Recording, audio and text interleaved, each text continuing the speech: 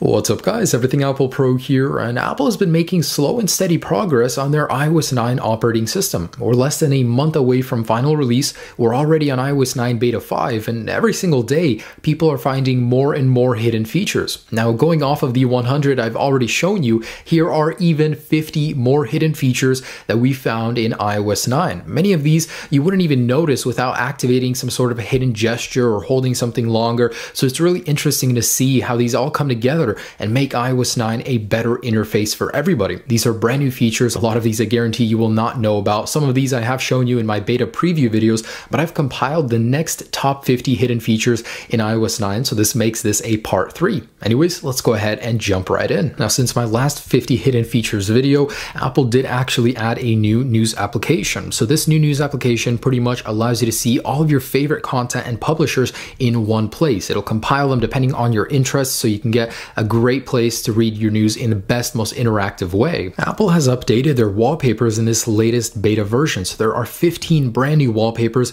and they've removed a lot of the old wallpapers and the very first iOS 9 beta wallpaper. The iPad has a new wallpaper selection screen, so it's become a lot simpler. All of your options are right here. So they've simplified these steps and added one bar to replace everything with. Now, here's something I didn't know previously. When trying to write a review for any application in the App Store, Apple will not allow it if you're on an iOS 9 beta version. Now, this is great because some of the issues could be coming from your device, and Apple doesn't want to tarnish the developer's reputation using a beta version. Now, when you're in this app card view and you plug in headphones, your device will actually recommend a certain application for you to go ahead and activate with those headphones. And now here's something I bet you didn't know. Your device can differentiate between different types of headphones. So if you use different headphones at the gym, your device will recommend a different application for you depending on your usage. This is all part of proactivity, and it's really cool. So let's say you use Spotlight at the gym with your in-ear earbuds. It'll recommend a different application over here instead of the music application. If you use these during the day at work, it'll recommend the music application for you right here. So really cool, and it all depends on your usage. Now, handoff has been added to the app card view as well. So very similar to this music recommendation right here, depending on which application you're using on your Mac or your iPad, you can transfer that application over and begin where you left off on your device from the app card view as well. I can't show it to you right now because I can't get it working, but not only is it available on the lock screen from the left slide up, it's also available in app card view right now as well. Now, we all know back to search. It's that little button up here when you search for something or are redirected to a different application, it'll take you back to the application, saving you time. Well, there's another one very similar to it on the other side. So in Safari, whenever you open up an application and you have it on your device, you can actually go back to Safari up here and use the Safari version instead of the application if you so choose. That is really neat. Are you guys tired of this crap where you go to an application, you just get pop-up after pop-up, you can't go back, it just keeps opening up ads? Well, Safari not only can prevent you from getting redirected to the App Store, it can actually content block Safari websites and prevent pop-ups for certain websites where you get certain applications. So once or twice after you get pop-ups in an application, it'll prompt you with a prompt that says, do you want to pop block-ups from this website? And you can go ahead and click block. Really cool. Now, something many of you guys will thank Apple for in the latest version of iOS 9, when using a private tab and going into another application and you go into your app switcher, it will now be blank. So you cannot see what was going on in that private tab unless you go into it and click on it. Now in Safari, if you've got something saved to your clipboard and you want to paste it and go search, this saves you a few seconds of time. Just hold on the bar and select paste and search. So whatever you have copied, it will go ahead and search for that. Really, really useful. This is actually, if you have a link copied, you can actually do that and it'll say paste and go. So now you can easily go to that link instead of having to go into here and selecting all of it and then pasting it. It's actually a lot simpler than that. In iOS 9, when you go into the share settings on any web page, you can actually save an entire web page as a PDF and then look it up later in iBooks. It's incredibly useful and it works so well. And while we're in iBooks, there's actually a new theming option. So if you click over here, there's a new auto night theme, which will adjust the page, to match the settings depending on the lighting,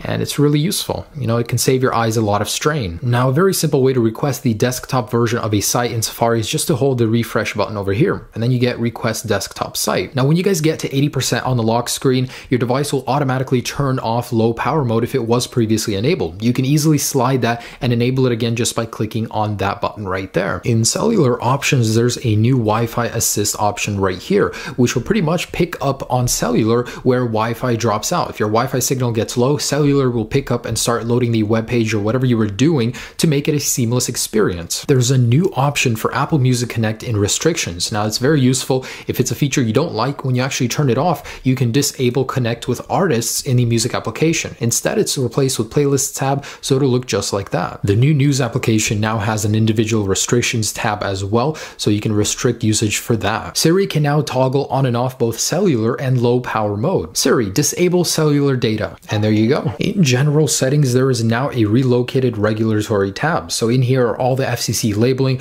which will pretty much allow for removal of those FCC labels on the back of the device. This isn't new, it's just been relocated to a different portion of the settings. In contacts, there's a new view for your My Card settings, so you can actually have a picture on it. So the first thing someone sees when they open up your contacts is your contact information up top. A simple usability tweak which was enabled in the Siri Spotlight search. If you slide down, you can activate the keyboard. Now in accessibility, Assistive Touch has a whole new layer of customization. So the top layer, you can customize which toggles you want to appear where and just change them to however many you want to add. It's really cool how you can customize all aspects of this. Now in iOS 9 on the keyboard, whenever you deselect the Shift key, it now has a new transparent look as well as the backspace key. So little modifications there. Now in the Photos application, there is now a new dedicated folder for both selfies and screenshots, making organization a lot easier. Now when viewing a photo in the Photo application, a very simple gesture Apple added to dismiss the photo is just to slide down. As easy as that. This is actually stolen from the Facebook application,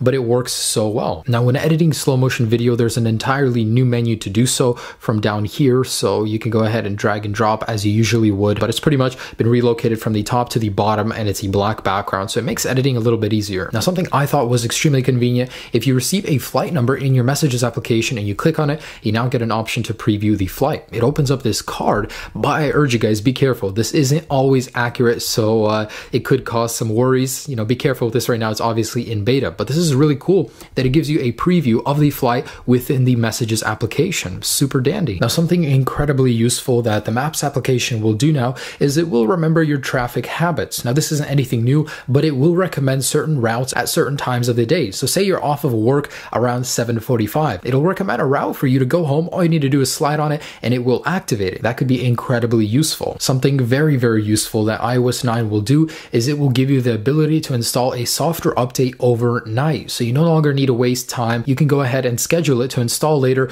at night when you're sleeping, so it will not bother you. Now something that iOS 9 does when installing updates when you don't have room is it'll actually remove applications you have installed from the App Store while saving their settings. It'll go ahead and update your device to the latest version, and then it will reinstall those applications on Wi-Fi and all of your settings will be the same. So pretty much if you don't have enough room to update, iOS 9 will make the room by removing applications. It'll install the update and then clear the cache and then reinstall your old applications. In the suggestions, you will now see calendar events. So besides just contacts and applications, it will put calendar events in there as well, which could be a very great reminder. iPads now have 4x4 folders. So instead of limiting the display size to just 3x3, you now have 4x4 folders, which can be incredibly useful for jam-packing them full of applications. Now something Siri can do that's really cool. Now not only can it identify songs using the built-in Shazam, you can actually go and play it right away in Apple Music, so you have it right there in your device. Apple has also added deep linked integration into Safari. So say you're searching for a band, it will actually put that band right here, so you can go ahead and click on it and listen to it with Apple Music. In the Mail application, Apple has created a new interface for dealing with your mail. So just slide it over like this to get those options and slide it all the way to the left to easily delete your mail. Now, of course, Podcast has been redesigned. It has that new music player. This isn't anything new, but Podcast now supports player in player on iPads, on the certain iPads that do support it. So you can have it in a little screen down here while going about your business and doing other application things. Wi-Fi calling for AT&T is now supported in this latest version of iOS 9. There's a new option to shuffle all when you drag down in the new music application, so you can go ahead and shuffle all of your music with a new control up there. CarPlay has been updated with iOS 9 as well. Not only can you do it wirelessly now, you can actually heart music on Apple Music, as well as have a new interface on all CarPlay model cars. Now in the Siri Spotlight search, you now have a new interface slightly tweaked for contacts. So whenever you find a contact, you're searching for one, you no longer have a little label to text or call underneath. All it is the icon, so it makes for a cleaner look. Now there's a slightly tweaked interface for uploading data to the internet, so you now have new icons and a new look overall for the uploading section. Now disabling disabling Wi-Fi on iOS 9 has a new animation. Instead of going out one by one on the bars, it just fades out completely. So it'll just turn gray and fade out just like that. Previously on iOS 8, one bar by one bar by one bar would disappear and then it would turn off. Now, if your guys' device is off and you plug in headphones, it'll power on the screen and it'll display the music application, or depending on what music application where you're at, right here. So you can easily shortcut into it just like that. And in the music application settings, you now have an option to use cellular data and to stream on high quality over cellular if you're using Apple Music. You can disable that to save data. In one of the later versions of iOS 9, you now get an option to disable that double click to activate Apple Pay on the lock screen. So if you don't want that functionality, easily disable it right here. Now, Apple has also added Siri app suggestions to the Spotlight view as well. Not only is it in the Siri Proactive view, it's also over here as well. So that functionality has been added to just the Siri Spotlight view as well. Now, you can do math and conversions not only with Siri in iOS 9, but you can actually do them even faster right here in the Siri Spotlight view. If you just type in the amount and the currency, it'll show you the translation to wherever you're at. So $57.18 is 50 euros. So now if you type in numbers as well, it'll do calculations, and apparently 8 equals 8. Thanks, Apple. And lastly, a small feature in the activity application for Apple Watch. In the month view, you can filter to workouts or all-day activity over here. So all in all, those are 50 brand new features that were found in iOS 9, and I'm sure there will be many more to come, guys. Apple keeps adding new things every single beta. So all these little features do add up to something great. iOS 9 will really be a great interface. Not only is it faster, it takes up less space, it's actually more efficient. It'll actually have a ton of new features, as you guys can see with all of these videos. Be sure to check out the other 100 hidden features if you haven't seen them already. There's a lot of interesting things in there, and I can't wait to see what else Apple will add. Hopefully you learned a few hidden features you previously didn't know about, and I cannot wait to start using iOS 9 as my daily firmware. So that'll be out in less than a month, and I cannot wait. So have a great day, guys. If you like this video, please like it, subscribe for more great content, and have a great day. Peace.